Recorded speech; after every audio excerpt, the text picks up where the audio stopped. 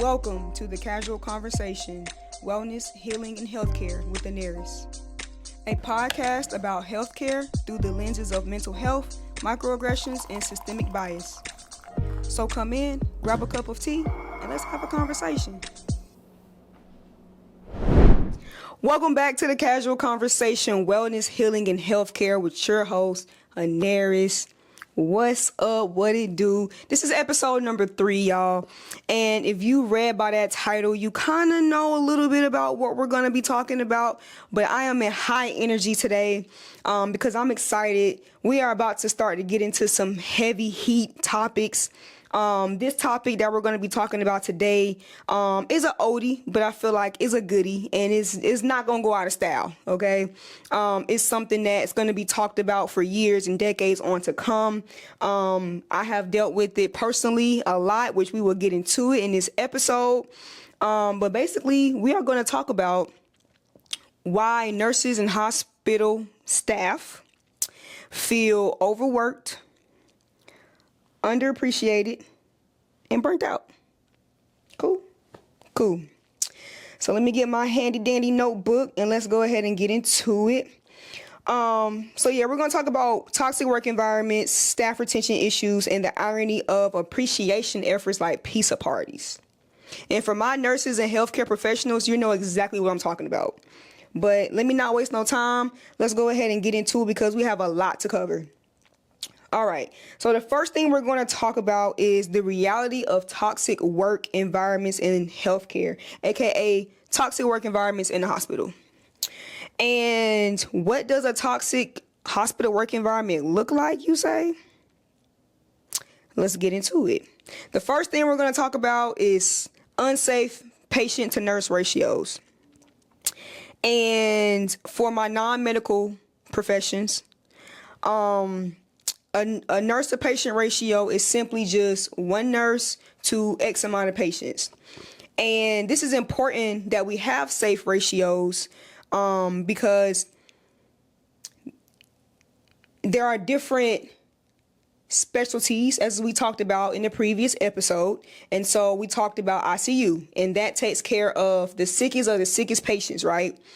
If you have a high acuity or a heavy patient load, which acuity means how sick a patient is. And if the ICU gets high acuity patients, then that means that they are carrying a heavy workload. That means that their attention and their care for that patient has to be almost like spot on, like 1-to-1. So their ratio typically in the ICUs is one nurse to 2 patients, sometimes 1, depending on how heavy, how sick the patient is, how much attention that they need. Other departments such as the ER operate kind of similarly. In my experience, I've been one nurse, me, to 3 patients. I've been 1 to 4. And at some facilities, if I get a very, very critical patient, I may go 1-to-1 just temporarily until I transfer the patient to some other destination within the hospital or outside the hospital, who knows.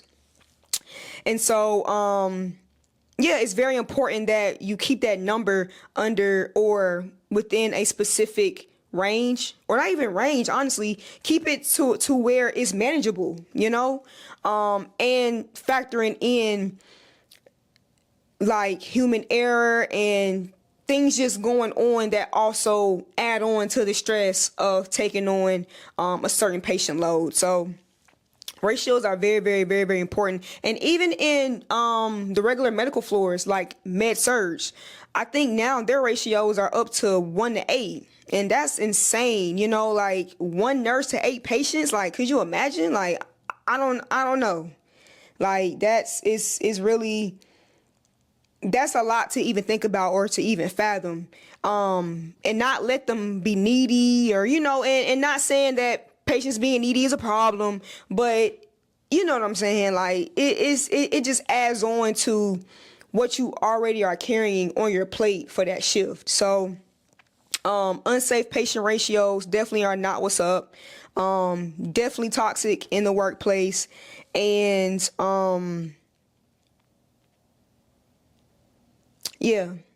it kind of can go into the mental health category too, but I'm gonna save that one for another day. The next way that toxic, the next thing that can be toxic in the hospital workplace is lack of emotional and mental health support, which I covered in the previous episode. And just to reiterate, it just simply means that you're not able to vent or to decompress, or there's not a safe space for you to talk about how you're feeling, whether it's related to a loss or what you have going on outside the hospital, with your family, and things like that. And really just out of fear of not being judged, or possibly having your license threatened if you are showing serious mental health concerns. That is a real thing that does happen. So again, for the fact that we're not able to be in a safe environment to let our emotions out is toxic. Okay. Like, the hospital should be a healing environment, and that not only includes the patients, but I feel like the employees as well. So if we're not all at a place of zen and just tranquil, like, that creates some tension and some hostility there. I mean, I've seen it, I've witnessed it, and I'm sure you guys can relate. The next thing that is toxic in the workplace is bullying and unsupportive leadership. So that can go a couple different ways. First, we're going to talk about nurse to nurse. Y'all have heard, for my nurses and my healthcare professionals, I think that we've all heard by now the term of nurses eat their young. And while that is so true, I feel like it's worse now.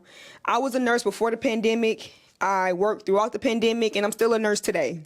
And when I tell you there is a big difference between bullying back then, because I mean, bullying was going on regardless, but bullying back then versus bullying now, it really comes with the extra layer of the perception from social media. And I'm trying to think about how I can break this down, because it's so many layers to that. But not only do we have the influence of social media and the skewed perspective of what a nurse is, because when I look at nurses on social media, they look very aesthetic-y. Like, they have the Stanley Cups, you got the whatever popular shoe is going on. You got the Fig scrubs, you got the cute tote bag, like, that's what people see. So a lot of the older nurses feel like younger nurses are going into the profession just for the aesthetic or just for the money.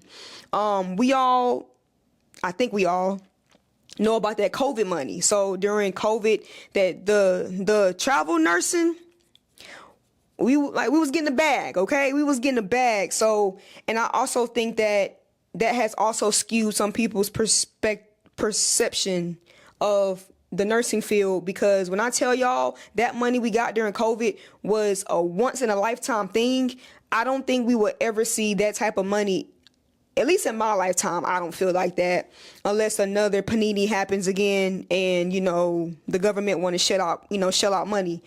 That's on them, but I'm not going to hold my breath on that. And then even with the pandemic and how that shaped healthcare as a whole, nurses are strong, nurses are resilient, and I feel like the hospitals were able to see how much work we could take on and how much pressure we can withstand with limited resources and just trying to figure it out as we go. So in their minds, it's like, oh, if you can do that, then you can handle more work for guess what? No more pay. And that to me is just diabolical. Like, you're giving me more work, but you're not giving me more money. Like, the math don't math. 1 + 1 is not equaling 2, sweetheart. So with all that being said, the new grads and nurses that are coming into the healthcare field right now not only have to deal with that type of skewed perception, but also to the older nurses just still being mean and hazing, and just sometimes it's jealousy, sometimes it's envy. People have their own dilemmas and personal prerogatives of why they act the way that they act.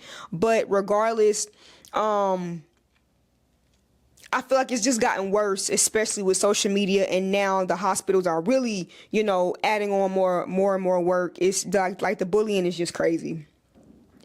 The next one is patient to nurse. Patients really be out here doing their big one, okay? Healthcare is no different than any other customer service job. So fast food, retail, call center, anything like that, healthcare is the same exact way.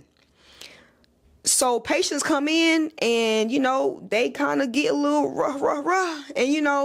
And of course, to maintain your professionalism, you try not to give that energy back. Personally, I've never tolerated being disrespected. So the energy that you give me is the energy that I'm going to give you. More times than not, I do kill them with kindness, but there are those one or two that you need to kind of clock it, clock their T, and, gently and politely check them. And just let, them know that, you're not going to tolerate that. So I have had to deal with that. And even saying that, leadership, when you go and tell leadership to get that protection, or, you go and tell security that this patient, is talking to you crazy, or what happens more often than not, honestly, is physical abuse, and physical bullying, and patients putting their hands on you. And, that is a whole nother thing that we will definitely get into in a later episode. I definitely have one all about, customer service as it relates to patients. But to stay on topic, at most that you would get out of that situation is leadership saying, instead of them making sure you're okay, making sure the patient's okay, and trying to rectify the situation in the most professional way, their first thing is, well, what did you do? Or what could you have done better?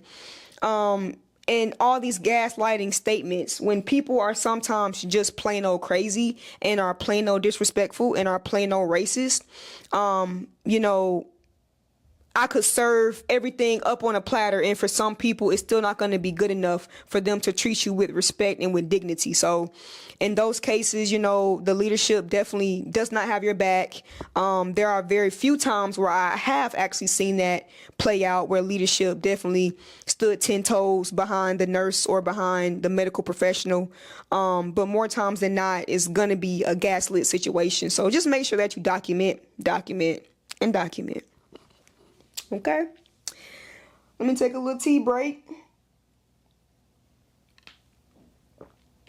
Oh, I forgot to tell y'all, today's tea is lemon ginger, and then we got another cool sweatshirt, the Nurse Face, to kind of play off of the North Face.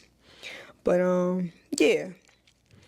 So the next thing that we're going to talk about is, as it relates to what a toxic hospital environment looks like, is management guilt tripping staff into working extra shifts, creating burnout. And let me just break this down to y'all. When somebody needs something from you, they're going to blow your phone up. They're going to call you. They're going to text you. They're going to do everything that they can to sweet talk you into doing something that benefits them. Okay. And the hospital floors are no different. They're no different. When a unit is short staffed, I can't tell y'all how many times, like, somebody's a charge nurse called me, texted me, offered me Starbucks, offered me dinner for that night, even offered me one time to where if I came in to work that night, that they would take me off for another date that I needed to be off, and not use PTO. But magically you couldn't do that then, but because you're short staffed, you can do it now. Do you get where I'm coming from with this? Like, Like, do you see what I'm saying? Like, it's always a no until it benefits them. Yeah, that's crazy. Let me get back on topic. But yeah, like they definitely will just blow you up and incentivize you. Even I've had some coworkers and managers say, like, I'll cash app you like $50 if you pick up tonight. I've had it all. Of course, I love to get a bag just like the next person does. Early in my career, I definitely burnt myself out by picking up a lot, swapping shifts, and even picking up when my body and my mind was like, no, don't do it. Let's take a rest day. Let's do a self-care day. But all I could think about was money. But I'm here to tell y'all, not all money is good money. And I'm talking to my nurses real quick when I'm about to say this statement. 9 times out of 10, for everyone who's looking at this, who's a nurse, you know that every time you pick up an extra shift, either for somebody or you swap shifts for somebody or they're short staffed, so you, out of the kindness of your heart, you picking up. That be the shift from the devil. Oh my God. It's like that shift is worse than your normal 3 days or 4 days that you work a week. And after that happened to me a couple times, I finally got the memo. I should have learned that when I touched the stove the first time, it was hot to not touch it again.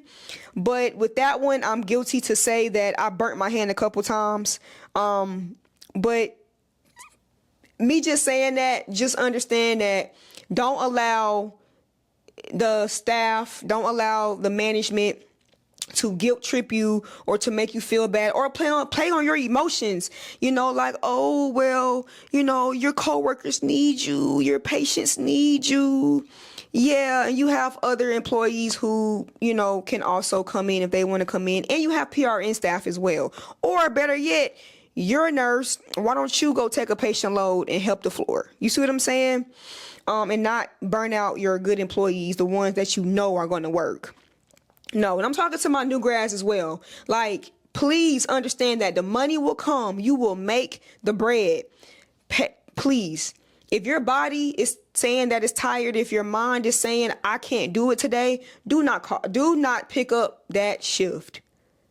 And also, too, on the contrary to that, if you have to work in your schedule and you don't feel like it because you haven't slept enough or you feel mentally drained or emotionally just don't have it in you, it's okay to call out.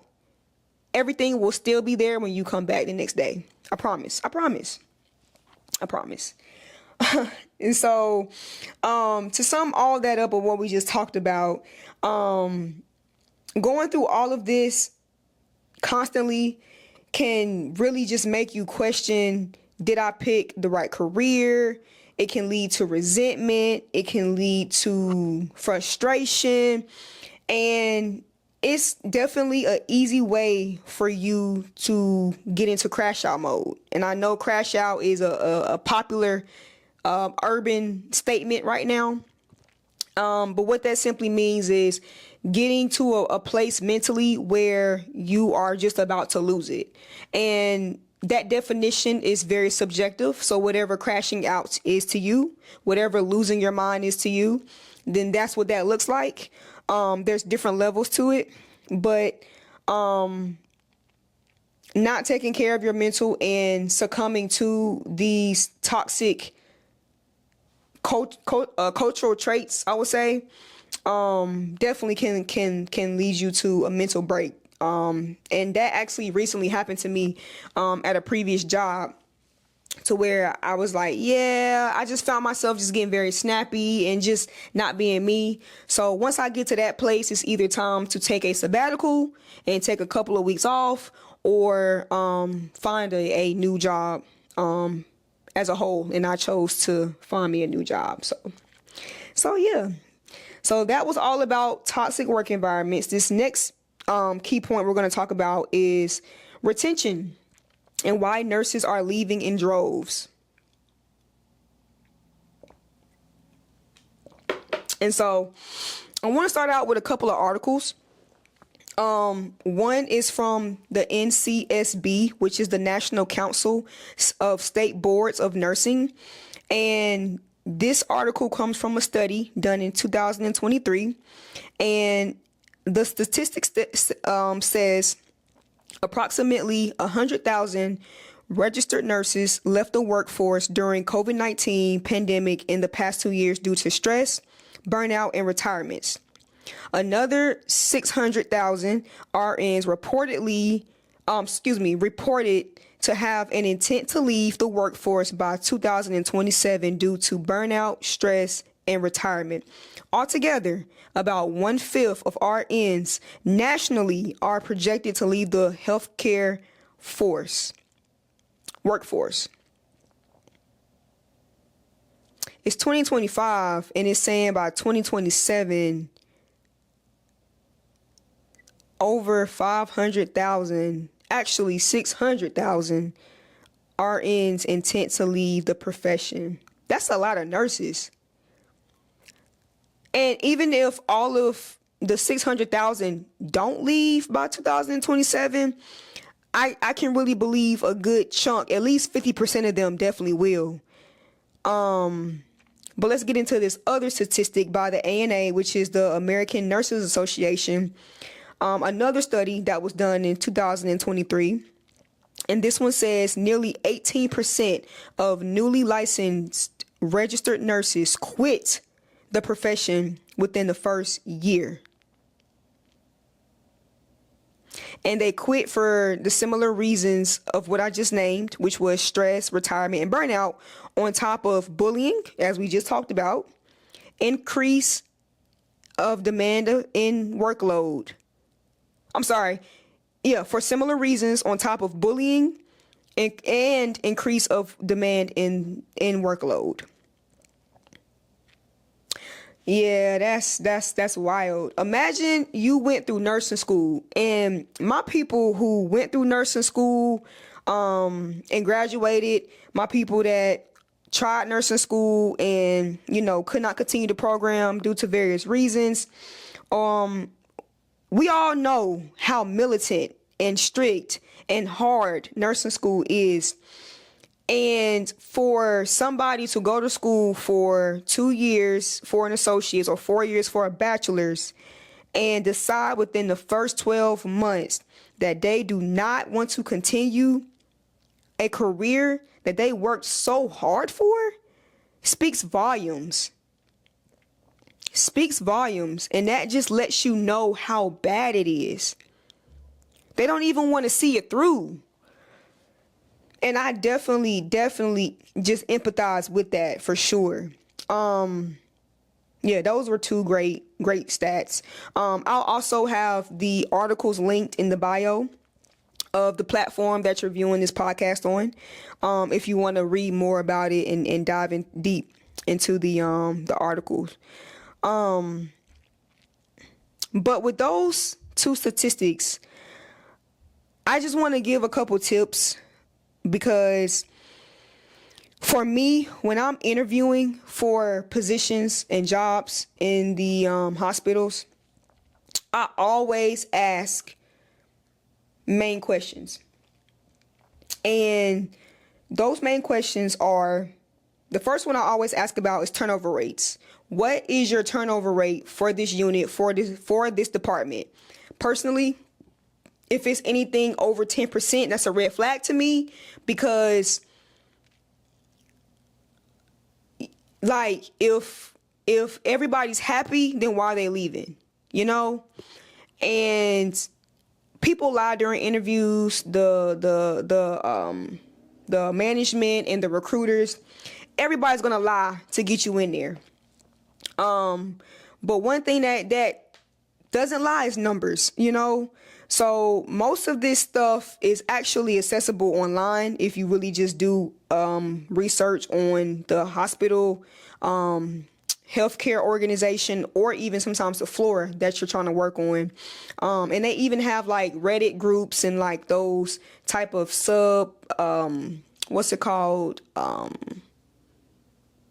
like where people write in stuff about the job as an anonymous person. They have all types of forums about that as well, for you to do even more research about like the actual, dirty of what you're getting yourself into for that department or that floor. But yeah, for me, if it's over 10%, that's a red flag. I also ask about what the current staff's complaints are like currently, and what as management are they doing about it, and what is the hospital leadership doing about it if it's a system-wide problem. And depending on what their answer is, lets me know everything that I need to know about this floor, because I want to just enlighten you guys that when you're interviewing for these jobs, it's not just like you trying to convince them or show them your worth or your value of why they should pick you for this job. It's vice versa as well. You should be asking them questions, and asking them very hard questions that are going to make them think, questions that display the culture of the unit, questions that display the leadership style of the management, because that also tells you who you're dealing with. If you're dealing with a narcissist, if you're dealing with a pushover, if you're dealing with somebody who doesn't care, if you're dealing with somebody who's a helicopter and is like micromanaging, like that will tell you a lot about what you're dealing with. Looking at the retention rates will also tell you if people are happy or not. They can say all day long that people are happy, but if a good percentage of people are leaving, there's something wrong. That's a red flag. So as much as, again, we want to be in these jobs, we are also interviewing them, because ultimately we're trading money for our peace and our mental health, essentially. So you should always get comfortable interviewing the interviewers about that position as well. And I also ask, one of the other questions that I also ask, I do not want to skip over, is, this is a big one. What is the average years of experience you have on this floor? Because with everything that we just talked about, nurses leaving in those high rates, 18% of new grads leave, 100,000 have left since the pandemic, and another 600,000, are trying to leave prior to 2027. With everybody just leaving and quitting the profession as a whole, you have a lot of experienced nurses that are no longer on that floor. So a lot of the floors and units are being led by inexperienced new grads. The blind leading the blind, the babies leading the babies. Like, it's like Rugrats on the floor. You got Tommy, you got, Phil and Lil, you got Chucky. All the babies, they are helping each other. Like, they're figuring it out together. And that can be scary at times. Yeah, so if the average experience on that floor is, at this point, less than 5 years, it's a red flag. It's a red flag for sure. And if you are an experienced nurse, meaning you have 5 or more years of experience, before you even take that position, you should definitely consider if you are wanting to be a resource for that floor, because you definitely will. You definitely will. And I actually have a story about that here in a second. But before I get into the story, I just wanted to touch on that with all of this, that's the main focal point of the frustration for experienced nurses, is just leaving due to burnout. So like I said, if you are an experienced nurse and the average experience age on your floor is less than how many years of experience you got, be prepared to be filling in for resource, filling in for charge, maybe even doing some impromptu management duties. I don't know. And let me just get into the story. So one of my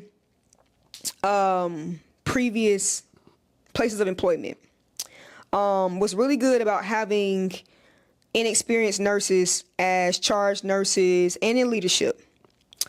And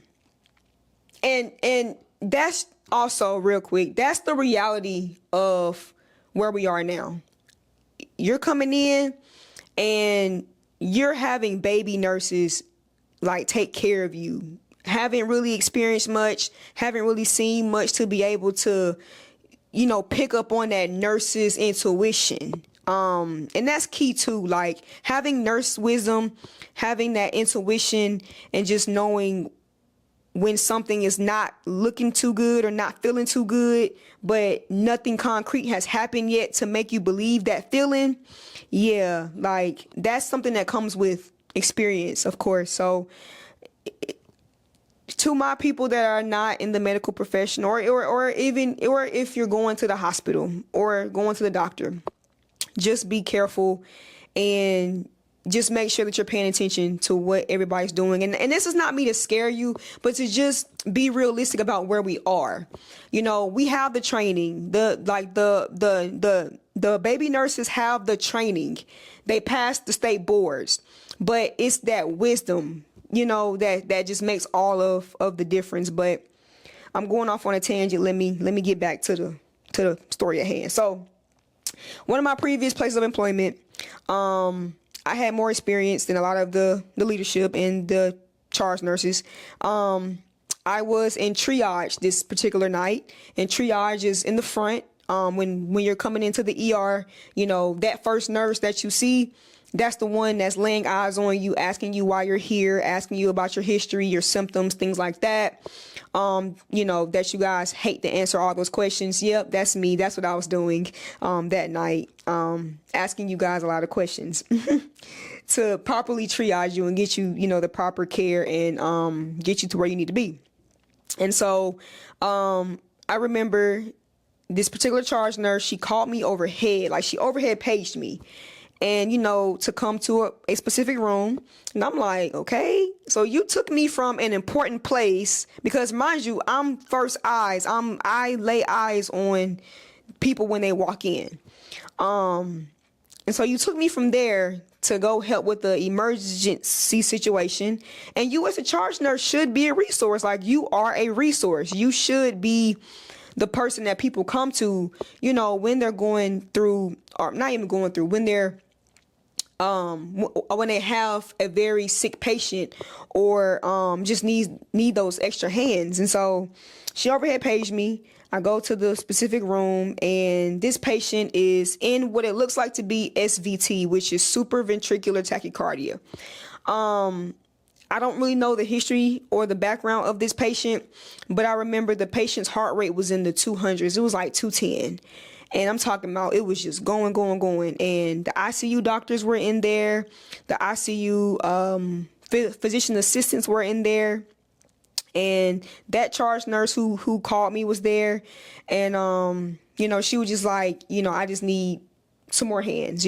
She's looking frantic. I'm like, okay, what's going on? She's like, yeah, we think she's in SVT. But the ICU doctors are just like, I don't think this is SVT. Maybe it's like an underlying rhythm. But anyway, they had all of the necessary equipment in the room that we needed if this patient so happened to code, which their heart stops. Remember, we learned about that in the last episode. But she wasn't hooked up to the machine that can shock her if her heart stops and stuff like that. And I just remember kind of going in there and just saying, okay, well, what do y'all need? The ICU doctor's like, hey, can you get me a manual blood pressure? Because the automatic blood pressure machine, it wasn't picking up a blood pressure. And that's important because we need to see, how well you're getting circulation to your body, which essentially is a part of what blood pressure is. And I said, okay, cool. So I get the stethoscope and I get the manual cuff, and I'm trying to listen.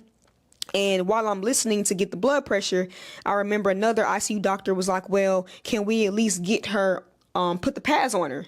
And pads is the pads that shock you, whenever you need to get a shock to either bring you back to life, or sometimes we do it to slow a patient's heart rate, meaning like we'll stop the heart briefly and then it should kick into a normal rhythm. It's really cool to watch. also. But anyway, so while I'm trying to get the blood pressure, I just remember I kind of glanced up and she's like trying to put the pads on, but it wasn't, she wasn't doing it right. And before I could even say something, somebody else had corrected her and was like, that's not really how that goes. And I just remember her like getting red, and you can just see the embarrassment on her face. And she kind of like backed up into the corner, and I kept doing what I'm doing. And after a while, she was just like, yeah, I'm just gonna leave. And in my head, I'm like, leave and go where? Like, you're supposed to be here helping us, like, you're a resource. So, but lo and behold, I had about three or 4 years more experience than she did. So sad to say, she wasn't much of a resource, but that's just a small glimpse of just the type of stuff that I was dealing with, having a lot more experience than my coworkers, which isn't a bad thing. I don't mind, helping out and being a resource, but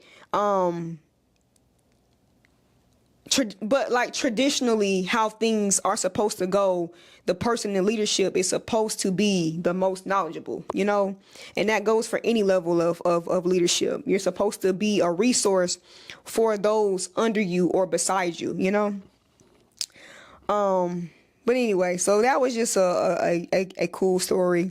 But all that to say that the leadership don't care. They don't care who they put in these positions. They don't care what bodies that they fill. As long as you are a warm body and you have your nursing license, that's all they care about, is just filling the numbers for their bottom line.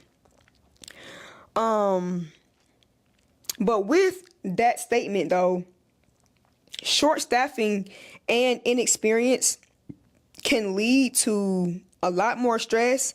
And the most important thing about all of this is it compromises the safety of patient care. Patients are not being given the most adequate quality care if you have a lot of blind leading the blind, if you don't have adequate staffing to where nurses are having to take on more workload than they should, and that they can physically actually take care of. So ultimately the patients need to be the priority and not your profits. So it shouldn't be profits over patients. It should be patients are the priority. Because you're talking about people's lives here, and a lot of deaths that happen in the hospital could have been prevented. Yeah, it's really, it gets deep, y'all. It gets deep. And this is still kind of touching surface on a lot of stuff that we're going to get into, in more depth. But yeah, so even that, just taking on more than what you can handle, it compromises patient safety, which is why we're all here in the priority.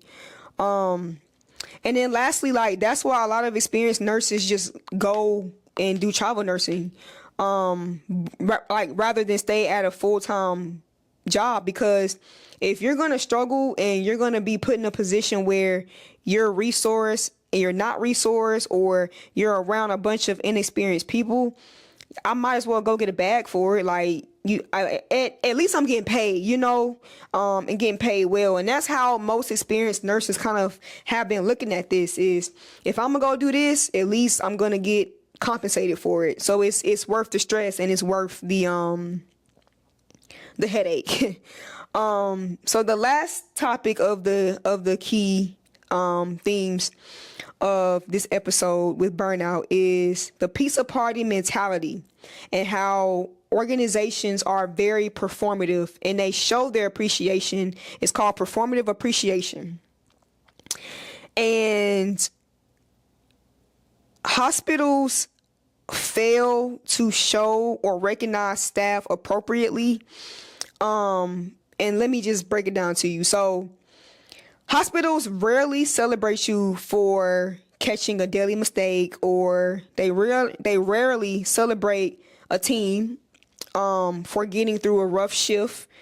And those are things that matter, but let you clock in late, or you forget to chart something very small, or you not fill out your whiteboards, and they have a lot to say, right? Like, let's clock that. But when you think about it, these things are not important in the grand scheme of things. They just simply enhance the patient experience, but not cause harm. Being short-staffed can cause harm to a patient. Having outrageous nurse to patient ratios can cause harm to the patient. Everything else that they really make it a point, even to the point where they are disciplinary about it, does not cause harm to the patient in the grand scheme of things. So yeah, they definitely fail to recognize when to properly, recognize how staff go above and beyond for their organization or for their unit. The next thing is the irony of wellness initiatives that don't address real issues. So some wellness initiatives that hospitals have are nutrition education, EAP, which is an employee assistant programs. Some organizations have discounts off of local gyms or counseling services with their appointed therapists. And all of that is good, but it's not addressing the real issues, such as like having longer lunch breaks and more breaks in general. Why am I working a 12-hour shift and I only get one 30-minute break and two 15-minute breaks? But here's the real tea, though. Most times I can't even take a lunch break, or most times I can't even take a regular break because there's nobody to cover me, nobody to watch my patient while I'm gone. Or you may go take your lunch break, right? But you're constantly being interrupted by your phone ringing, or them overhead paging you, or a nurse coming to find you saying, hey, room 17 needs and it's like the time that you just took to come find me, you could have went to go give room 17 what they needed. But okay, I digress. So yeah, definitely longer lunches and more breaks. The things that need to be addressed are allowing time for decompression after a loss, or just simply decompressing from having to deal with a hard patient. Again, healthcare is customer service driven at this point. It's no different than any other customer service industry. And yes, while a patient is sick, they can still show their butt. You know what I'm saying?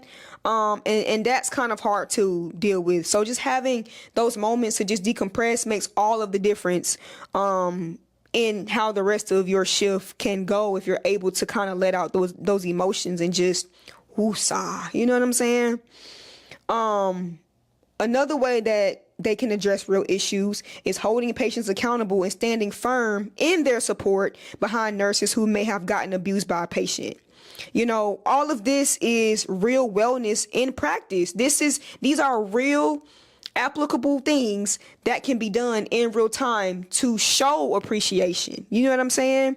But instead, they want to give performative appreciation, like pizza parties instead of pay raises, free t-shirts instead of better staffing, and self-care emails instead of actual mental health resources.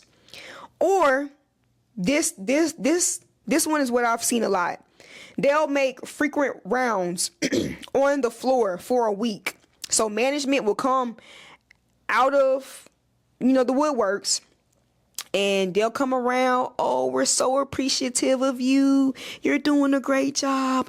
We're so happy to have you. Thank you for your service. They'll do all that for a week straight.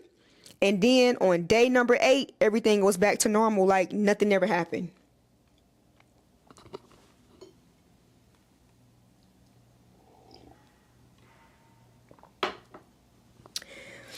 Like clockwork.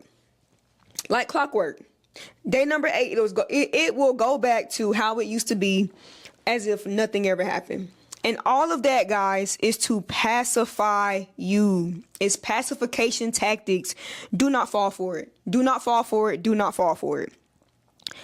Real appreciation should look like competitive pay, proper staffing, mental health support, holding patients accountable, and leadership that not only listens but finds ways to implement change to make for a better work environment. It's all about an investment. And basically, it's just simply taking care of those who take care of you. And the hospitals don't realize that we are the worker bees. We are the ones that, bring them the pollination to make the honey, that liquid gold, that cash, and so not even showing a little bit of real appreciation or not even trying to invest a little bit more money into making your employees feel appreciated, which in turn will make them go harder and speak more highly of your company, which is going to make you more money. Math is pretty simple to me, and these organizations, I don't know, 1 + 1 is not equaling 2 for them at all.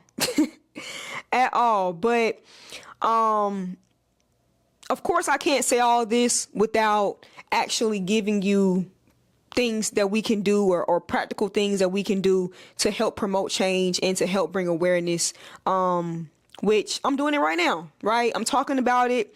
We're having this conversation. We're bringing awareness. But the conversation just doesn't stop here. Like, you have to take everything that I'm telling you, of course, doing your own research and implementing your own experiences in it. Take it back to your units and start speaking up about unsafe conditions. You are allowed to refuse an unsafe assignment. You are. If your assignment is too much for you to handle or they're giving you a lot of heavy patients, you can refuse that. And on top of that, if you need to, you can escalate it. You worked hard for your license.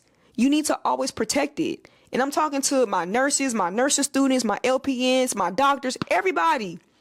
You worked hard for your degree and your license. Don't let nobody put you in a position that's going to jeopardize that. Say no, speak up, document, and escalate as you need to. The next thing is joining or supporting nursing unions. So simply their strength in numbers. So typically on a floor or a unit or in a department, you'll have like unit-based councils, which it'll be a team of employees that come together and speak on the behalf of the employees of that department and bring to management, bring to leadership their concerns, what's not working, what is working, what they need, supply wise, what can make things go smoother and things like that. And also to nursing unions as a whole. Some states are a unionized state, which protects nurses. So you can even join like your state's nursing union and be a part of the change. Because again, there's strength in numbers. Also pushing for policy changes within the workplaces. And it starts by speaking up in staff meetings, joining your unit-based council. And if the management isn't listening, you document everything and you escalate it to hospital leadership or even the organization leadership. And you can also report it to the Board of Nursing and everything like that. And they can look into the situation. There are so many different departments and programs out there to protect you. But I think that we are afraid of speaking up and we are afraid of going against the grain because we're afraid of retaliation. Guess what? Retaliation is illegal. It's illegal. So again, just making sure that you just speak up and that you're doing everything that you can do, because fear is a paralytic. Fear is an illusion. Like, I can't tell you guys how much fear keeps us in a state of just comfort. You know what I'm saying? And not wanting to, promote change. So just know that if everybody's speaking up about it, real change will happen. Last thing is how leadership can do better. So listening to staff concerns and taking real action. They can definitely do that. Like, actually, like, not listening to listen, but actually like taking real action and saying, okay, how can we improvise this and how can we actually make these changes realistic? Leadership can do better by offering financial incentives instead of surface level perks. You know what I'm saying? Which is competitive pay. Pay people what they need to get paid to live comfortably and adequately for the amount of stress and work that they are putting in for your organization. And finally, just creating a workplace culture that values nurses beyond words. So yeah, that's what leadership can do. And just to wrap this podcast up, because we're at 50 minutes, I didn't expect for this to be this long, but just to wrap everything up, I just want to encourage you guys to just set boundaries and prioritize your mental health.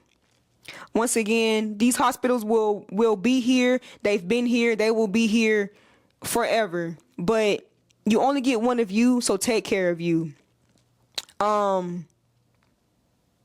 Also, too, I want to let you know that if you are struggling in a toxic work environment, you are not alone. It is literally everywhere. But we have to start taking small action, and over time, it will compound into real change. The only thing is, it just takes time. Nothing happens overnight. Okay, guys? So don't expect for this stuff to happen and change tomorrow. It takes numbers and time in order for real change to happen. And I just want to really invite you to just share your experience in the comments. You can also send me an email. I would love to hear your stories and love to hear your ideas about what we can do or things in your hospital that, you know, you've noticed that can be implemented in order to have real change and to promote the safety and well-being of patients, as well as the nurses and the hospital staff. So definitely leave me a comment, send me an email, and let's have a conversation. I'm so ready just to, you know, hear like what you guys have to say. Excuse me. And lastly, remember to establish boundaries, take care of your mental health, and know your worth. Stop letting these hospitals put you in a situation that's going to jeopardize your license, okay? It's not worth it. It's not worth it. It's not worth it. It's not worth it. And that's all I'm going to say. But please subscribe. Please follow. I'm on social media. I'm on all streaming platforms for podcasts. And I'm also on YouTube as well. Sorry for keeping you for so long, but this was one that I was very passionate about and excited about getting into. But yeah, this was about burnout, toxic work environments, and the next episode is going to be a real good one, so you don't want to miss it. Sending you love, light, and healing. Thank you guys for tuning in and supporting me and supporting this podcast and supporting this vision. I do not take it for granted, and I'm loving every single minute of this journey, and I'm happy that you're on it with me. So y'all take care. See you next time. Peace.